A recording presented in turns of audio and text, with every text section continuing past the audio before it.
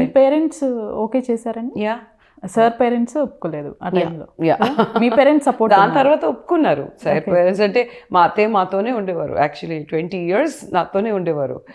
Initially they didn't agree because maybe Anand కరెక్ట్గా నా గురించి కమ్యూనికేట్ చేయలేదు మా ఇంట్లో. నేనైతే బాగా కమ్యూనికేట్ చేస్తాను. Basically I was very clear and నేను చాలా స్టబర్న్ కూడా కొంచెం. అండ్ మా పేరెంట్స్కి అది తెలుసు. ఓకే. సో నేను చెప్పగానే they were like okay. And my parents are also love marriage. So మా ఇంట్లో పెద్ద ఇది ఉండదు, ఐ మీన్ ఒపోజిషన్ అనేది ఉండదు మా ఇంట్లో. So I tried convincing them and first ఇనిషియల్గా అది ఇది అన్నా కూడా they were like they know me, అందుకని వాళ్ళు ఏం అనలేదు. సాయి గారిది పవన్ కళ్యాణ్ గారిది జర్నీ మాకు తెలుసు. మీ ఇద్దరిది లవ్ అని చెప్పినప్పుడు పవన్ కళ్యాణ్ గారి దగ్గర నుంచి రియాక్షన్ కానివ్వండి, సపోర్ట్ కానివ్వండి, మీతో మాట్లాడటం అసలు ఏం మాట్లాడారు? First he was happy actually. He was very happy. He congratulated you know, when he came to our engagement and all kuda he was very happy. Genuinely happy. Congratulate chesaru anta. He was good actually. You know, any friend who's getting married, they'll be happy. No known people were. So he was very happy. పరిచయం చేసింది పవన్ కళ్యాణ్ గారే.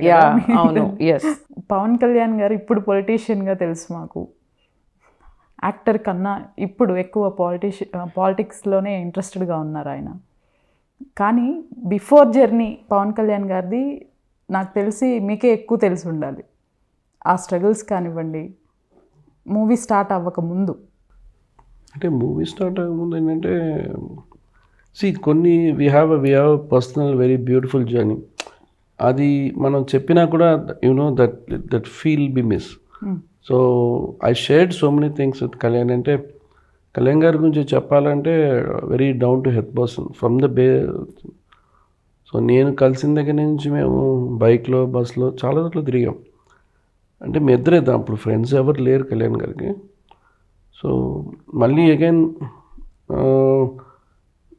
Film ఇండస్ట్రీలో తీసుకొచ్చింది తనే, నాకు ఆ డైరెక్టర్గా తీసుకొచ్చింది తనే. ఓకే.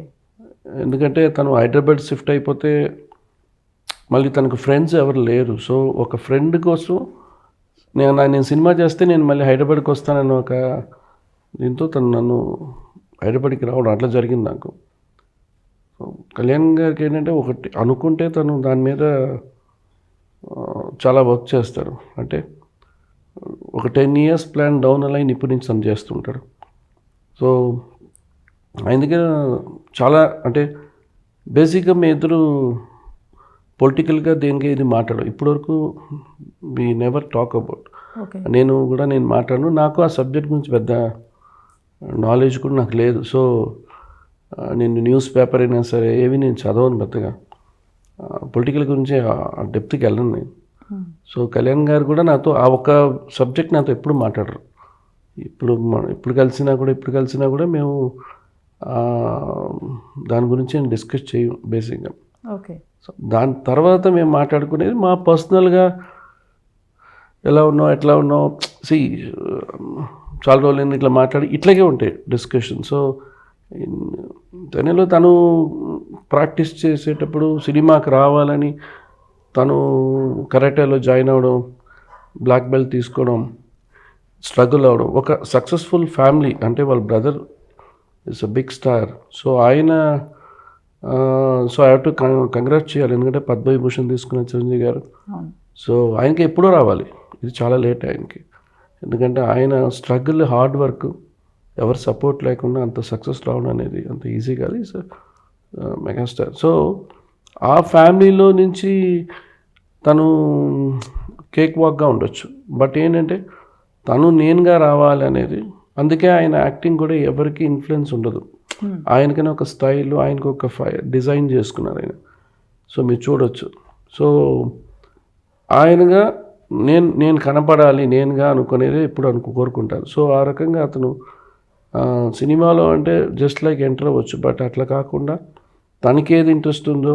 చాలామంది యాక్టర్స్ ఏంటంటే సినిమా అంటే ఫస్ట్ డ్యాన్స్ ప్రాక్టీసింగ్, డ్యాన్స్ ఇవన్నీ ఎక్కువ ఉంటాయి. బట్ కళ్యాణ్ టోటల్ ఆపోజిట్ తను. సో అప్పుడు తీసుకున్న పెయిన్ అంటే దెబ్బలు తగులుతాయి ప్రాక్టీస్లో అవన్నీ ఉంటాయి. ఆ పెయిన్ తనకు ఆ బెస్ట్ రిజల్ట్ తన కెరియర్లో జర్నీలో ఈవెన్ దో సక్సెస్ ఉన్నా మేము పెద్దగా దాని గురించి మాట్లాడుకోము, ఫ్లాప్ ఉన్నా పెద్ద డిస్కస్ చేయం. ఎందుకంటే జర్నీ, మన ఫ్లాప్ సక్సెస్ అనేది మన చేతిలో ఉండదు. మనం హార్డ్ వర్క్ పెట్టి పనిచేయాలి, డైరెక్టర్ నమ్మాలి, ఆ నమ్మకంతో వెళ్ళిపోతాడు తను. సో దాంట్లో సక్సెస్ఫుల్ ఉంటాయి, ఫెయిల్యూర్స్ ఉంటాయి. సరే, ఇన్ని ఇయర్స్ జర్నీలో ఎక్కడ మీ ఇద్దరికి క్లాషెస్ రావటం కానీ ఎప్పుడు జరగలేదా? సో ఈ ఫ్రెండ్స్ అనేటప్పుడు అవి క్లాషెస్ ఏం పెద్దగా మాకు ఉండవండి. ఓకే. అంటే గ్యాప్ ఉంటుంది. ఇప్పుడు నేను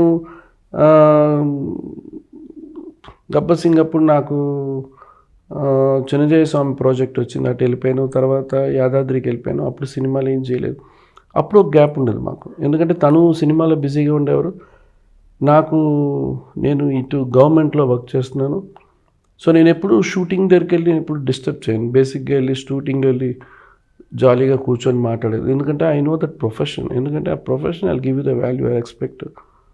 సో తను యాక్టింగ్లో బిజీగా ఉన్నప్పుడు, ఫ్రీగా ఉన్నప్పుడు కాల్ చేస్తారు, అప్పుడు కలవడం తప్ప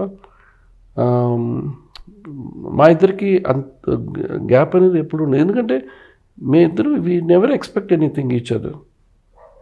hours is very good friendship. That friendship we have that much of value.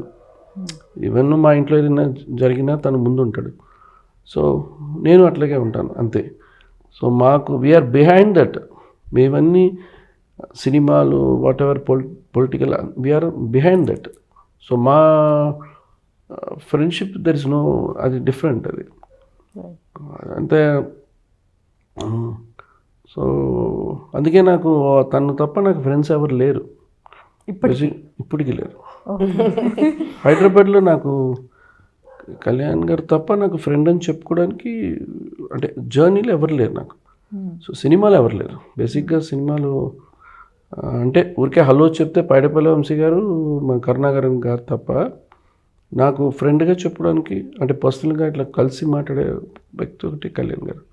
Actually movies చేస్తున్నప్పుడు ఫైనాన్షియల్ కండిషన్స్ వేరే ఉంటాయి, కానీ అసలు కంప్లీట్గా మూవీస్ మానేసేసి ఈ టెంపుల్స్ కోసం వాటి కోసం సార్ వెళ్తా అన్నప్పుడు మీరు మీ స్టేట్ ఆఫ్ మైండ్ ఏంటి? అంటే మీరేం ఆలోచించారు?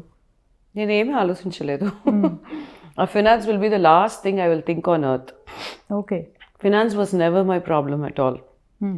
సో అండ్ ఫినాన్స్ అటు ఐ మీన్ లైక్ కొంచెం డౌన్ఫాల్లో ఉన్నా ఎలా మేనేజ్ చేయాలని నాకు తెలుసు, టాప్లో ఉన్న మేనేజ్ ఎలా చేయాలని ఇది నేను ప్రౌడ్గానే చెప్పుకుంటాను, నాకని కాదు ఎవరికైనా ఫర్ దట్ మ్యాటర్.